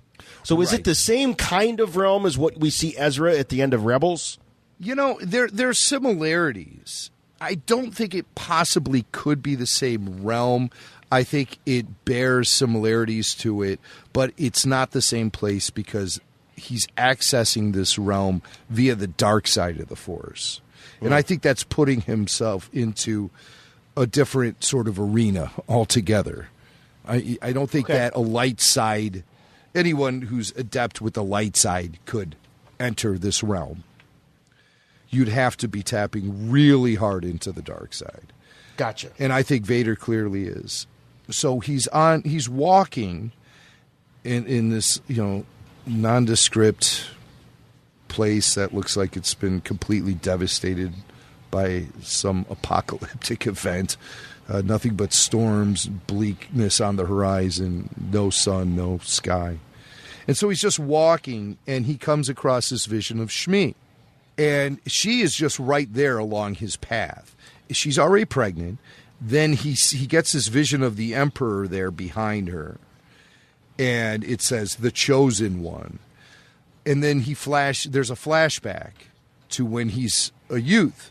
And he's in Mos Espa, walking around Tatooine. Beautiful moment here where in one panel he looks on his shadow up against a wall and he's projecting the shadow of Darth Vader. A great tribute to one of my all-time favorite film posters from the prequel era, and that's the one for Episode 1 that featured Jake Lloyd standing there and projecting the shadow of Darth Vader in a Mos Espa type environment, on Tatooine. One of the greatest posters of all time. So here it is in the comic book. Too cool. But the shadow comes to life. It's Vader reaching out for him. He wakes up, he yells, screams, "No, Shmi's there." She says it's just a dream. Now he's back into the vision. And he sees, as you can see, he's walking away from this flame, this circle in flame where you see young Anakin in there. That's, where he was seeing the vision. Those visions, those glimpses into his past. See, a lot of people have pointed this out. That when he's on his vision, he does see things from his past being repeated in these fire portals, okay? He sees. It's almost like a flashback. Right. He sees winning the pod race, the Booney pod race. He sees the moment when he created 3PO. He sees the moment when he meets Padme. Are you an angel? But he's seeing all of these visions from his past through these fire portals, which I think are similar to the portals that Ezra was dealing with in Rebels when he was looking into the past. And yes, that moment when, Jason, that you mentioned, when he pulled Ahsoka back. He pulled her out of a portal. So those are real life events happening from his past that he's seeing in this vision. But they're all in those portals. Note, Shmi is on his path. She's not in one of those portals when he sees Shmi and the Emperor. They are just there on the path. They are not within the portals where he's seeing flashbacks from important moments in his life. That means it didn't happen in my book. He sees the moment when he meets Palpatine for the first time. He sees the moment when he's training with Yoda to use a lightsaber. Padme and himself in the battle arena on Geonosis. He flashes back to his wedding day. He sees himself fighting back-to-back with Ahsoka. He sees Ahsoka fall at the hands of Darth Vader. These are all moments he's seeing in the portals, moments from his past. Again, they're in those fire portals. Shmi is not in one of those fire portals. So, I think a lot of people have pointed out, well, everything that happens in the comic happened in his life. That all those flashbacks really happened. True, but you're seeing them through the fire portals. He sees Shmi on the path as he walks along in his vision. You're right. It's clear that the artist is depicting those events visually very different from what you see with Shmi. So now he looks at the Jedi Temple, and he sees all the important Jedi from his past. Which are not in the portal. They're... No, that is true. But again, he kills them all. He flies into battle. He kills them all, including Master Yoda. Yoda is lying there dead with 2 saber wounds in his back. But of course, this didn't happen. Again, this is metaphor, and I'll come back to the Shmi thing. But Anakin didn't directly kill all these Jedi, but his actions brought about their demise. So in essence, he is indirectly responsible for their deaths. So we see that being represented in his vision. Then he finally comes across this vision of Sidious, Palpatine, the Emperor, and Obi-Wan. And they're together in a frame, in a panel. It says, I am your father. Okay? These are the two men who represent the two big father figures in Anakin's life, Palpatine and Obi-Wan. So they duel. And as they duel, Palpatine kills Kenobi. See? Burns him up with the Force lightning. Kills him. That represents Anakin's fall to the dark side. Then Palpatine looks at Anakin and holds his hand up as if, stop right there. You're going to listen to me. I'm in charge here. But then Anakin kills Palpatine. To me, that represents Anakin rejecting Palpatine as a father figure. Rejecting. Okay? Mm-hmm. Then Anakin sees Padme in the vision. And Anakin is being represented as himself in the Clone Wars era. So you see Hayden Christensen, Anakin. Okay? Padme kind of reverses their first conversation and asks him if he's an angel. And then she turns around, looks at him and says, I don't know you. Anakin Skywalker's dead. And then she gets destroyed. She jumps off this ledge. Okay? So that represents the fact that Padme is gone and she's not coming back. You're never going to bring her back. Even a bolt of lightning comes down and splits her in two as she's falling to the ground. He yells, no, no, no, no, no, and he falls into the dark side because he is realizing that Anakin Skywalker's dead, Padme is dead, nothing's going to bring the two of them back. And the only thing he has left is darkness.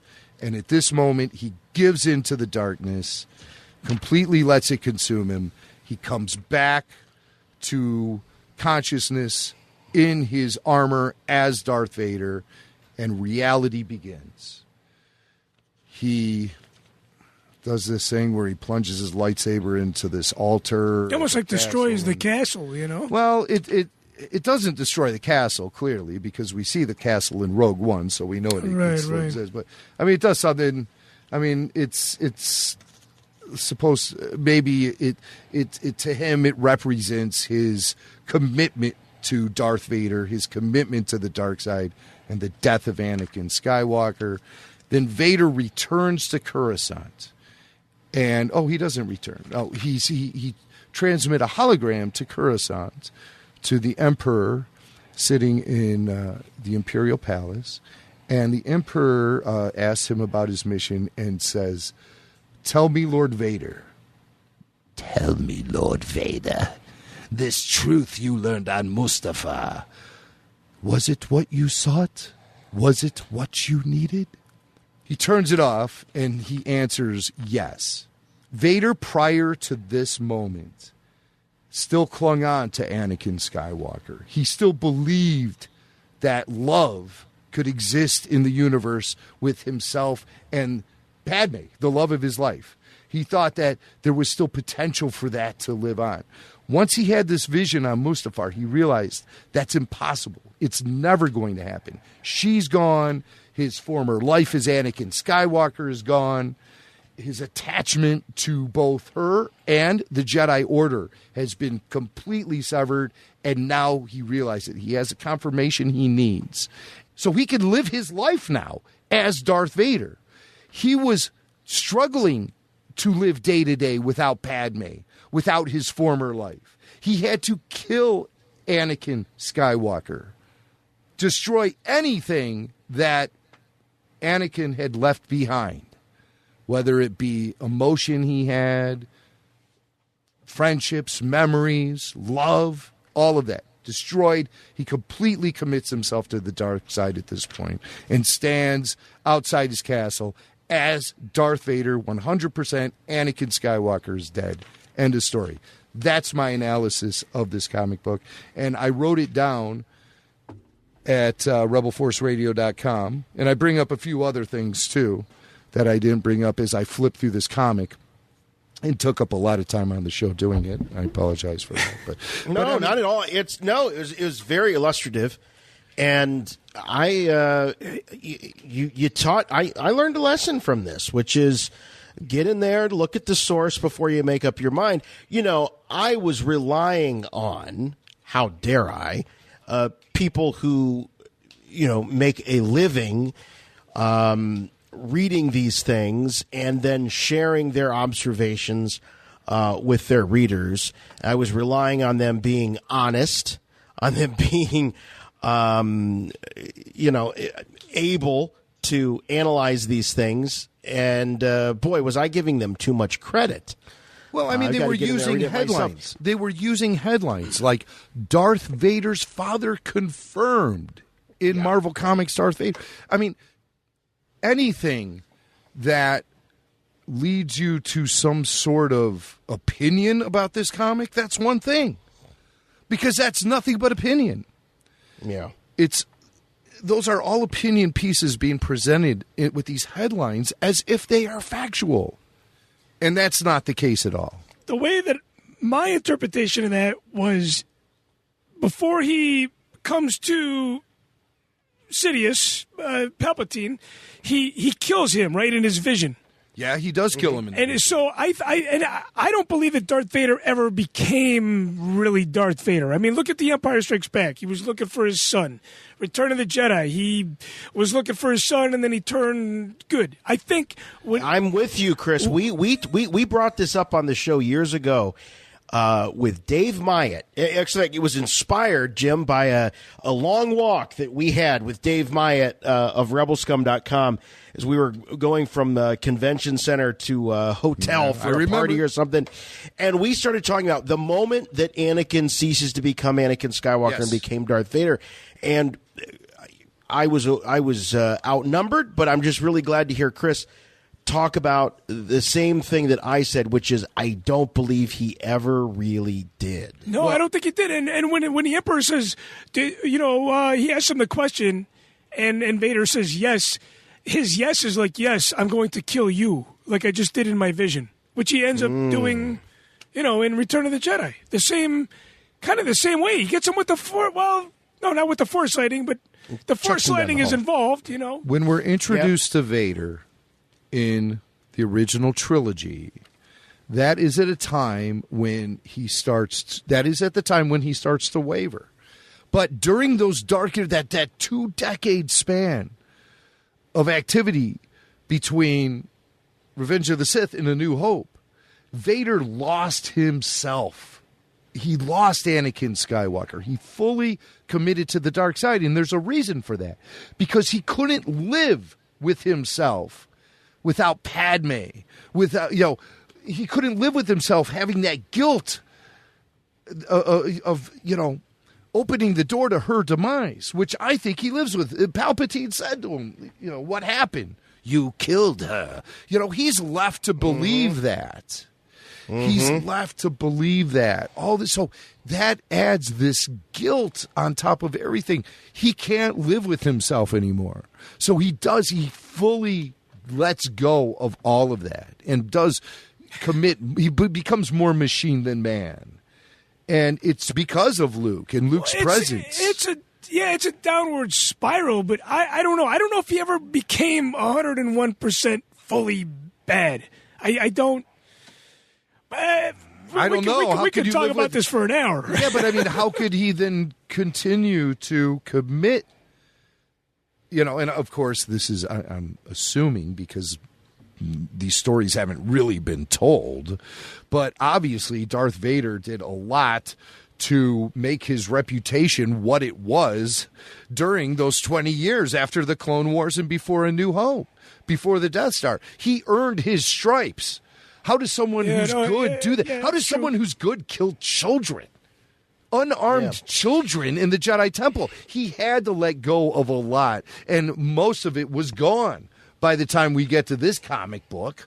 He was barely clinging on to whatever humanity he still had left at that point. Then he gets this vision from the dark side of the Force that propels him deeper into the abyss and commits himself more to the darkness. I think this comic book here, too, shows, like, the good side still trying to tap in, like the good memories that he had that happened in his life. And, still trying to search out for Padme which Padme is the real reason why he went to the dark side. I mean, I know he made a choice. It was free will that he went to the dark side because he thought he was going to lose her. But she was kind of the one that was the culprit, I guess, if that makes sense. I mean, she was the catalyst. The catalyst. Right. I'm not going to call her the fulcrum. All right, but hey, check it. So here's the deal.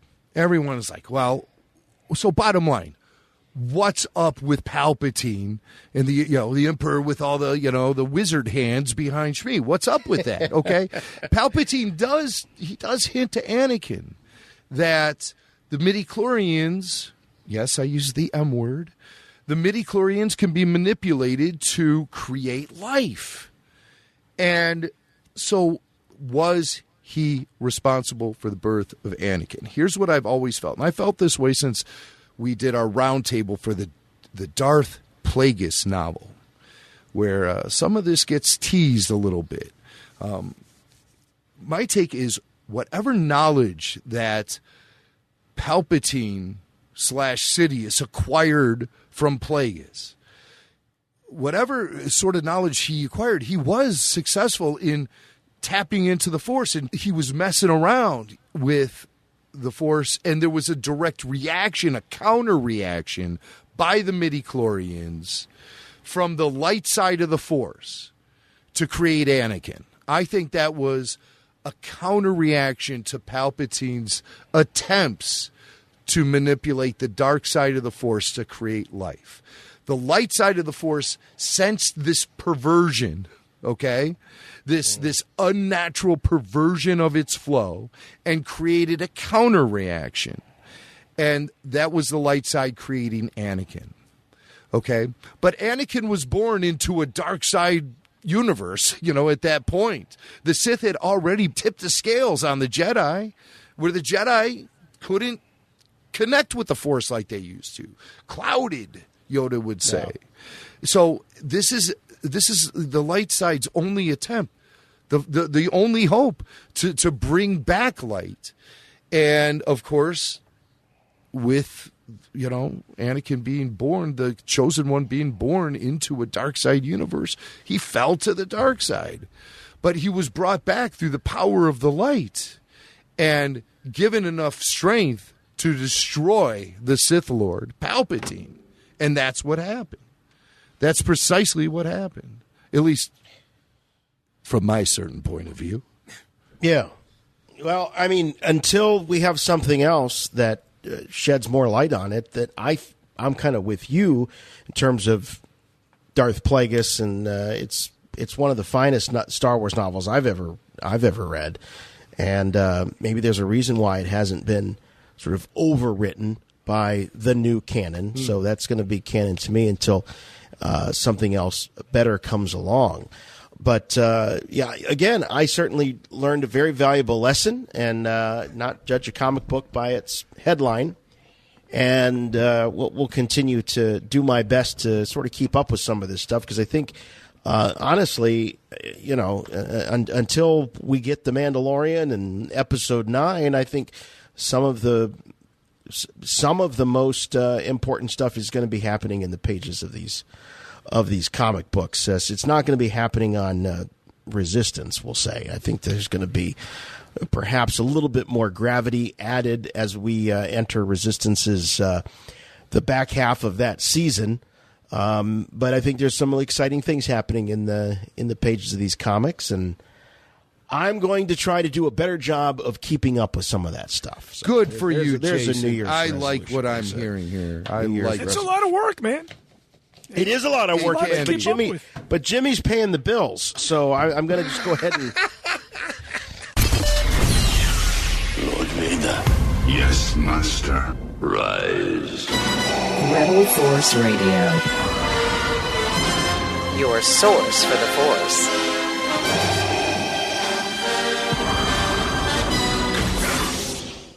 Hey, something that also dropped right around the holiday. Following up on this great Marvel Darth Vader conclusion to Fortress Vader was this incredible fan film that dropped on YouTube, on the Star Wars Theory YouTube channel. not a channel I'm ever at all familiar with, but these guys present Vader Shards of the Past. And Vader Shards of the Past is going to be an ongoing series. And episode 1 came out, and it was just one of the most incredible fan films I've ever seen. Here's what the teaser's all about. Anakin Skywalker is dead. For 8 months, the mysterious Darth Vader has enforced the Emperor's commands, fighting between the loss of Padme and the new cursed life he now leads. Vader must do what must be done when the surviving Jedi Master from Order 66 has lured him to the home planet of his late wife's tomb. So we watched this immediately, and we're really impressed by, at least I was, really impressed by the quality of the camera work and very, I'd say, authentic looking Star Wars on the screen that I've never seen from a fan film before. Yeah, I haven't seen a fan film actually since, since George Lucas Hip Hop, the one that we made. That was a good one, yeah. Yeah, but I mean, back in the early days of Celebration, Chris, I'm sure you probably poked your head in to those screening rooms where they would just be playing fan films all day long. That's the first place where Billy Mack and I actually bonded, was at a Star Wars Celebration, and we just sat in that one of those theaters waiting for Jimmy Mack. I don't know what Jim was doing, but and we hung out there and watched so I hadn't really seen a Star Wars fan film in a very long time. So when this one came along, it was very intriguing, and I watched it and I was blown away. I thought not only did they nail, I think, the voices and the performances of the actors that are in it, but they nailed the dialogue. In Star Wars, dialogue is not an easy thing to write, and even a harder thing to perform. And I just thought this thing felt so authentic.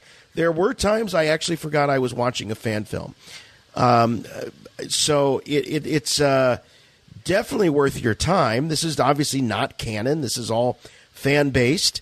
It's fan fiction. It's a fan film. But boy, does it give you some incredible visuals. And if you like what you saw of Vader in Rogue One, you're really going to love Shards of the Past. I thought this was really incredible. And I tell you one thing it did, and I hope that Disney's thinking about it. If they look at this, this gives you an idea, fellas, of the possibilities of what a Vader film or a Vader series could be. True, very true. I mean, have you thought to yourself what you would like to see from a Darth Vader film, like a full-on major motion picture, Darth Vader? I think the biggest fear I have is turning Darth Vader into the boogeyman, like he's Jason Voorhees and just on this killing spree. That's not what we want to see. We want to see him struggle with his lack of humanity, and it keeps slipping away from him. We want to see him go through that struggle of life after Padme. A lot of the things that were presented in the Darth Vader comic book really snuggle together nicely with this fan film, and it's very much all so at once. Yeah. I showed it to Chris right before we started the show, and Chris, you definitely made that. You noticed that there's a similar vibe. There's a connection between the Marvel comics. I don't know if there was a coincidence or if one was done and then the other one was like, hey, let's do something like this. Because there was a lot of similarities. And I haven't seen a fan film in a long, long time. It was almost nostalgic to see this fan film. It brought back the old days of sitting in the Celebration fan film rooms, before the days of YouTube. Yeah, right. That's you want to compare it to other Star Wars fan films. A lot of times I tend to sort of keep those fan films at arm's length. While I do appreciate the efforts that fans go into making them and the passion that's behind those projects, the content doesn't necessarily connect with me a lot of times, because typically somebody will say, you have to watch this fan film, and I'll put it on and it looks nice and everything. But basically it turns out to be like 20 minutes of cosplayers having a saber duel in the forest. You know, and it's just like, oh, not again. No, this was very story-driven. This was extremely story and character-driven. Character-driven. And it was bringing us the characters we know. Not random Jedi, you know, guys with beards.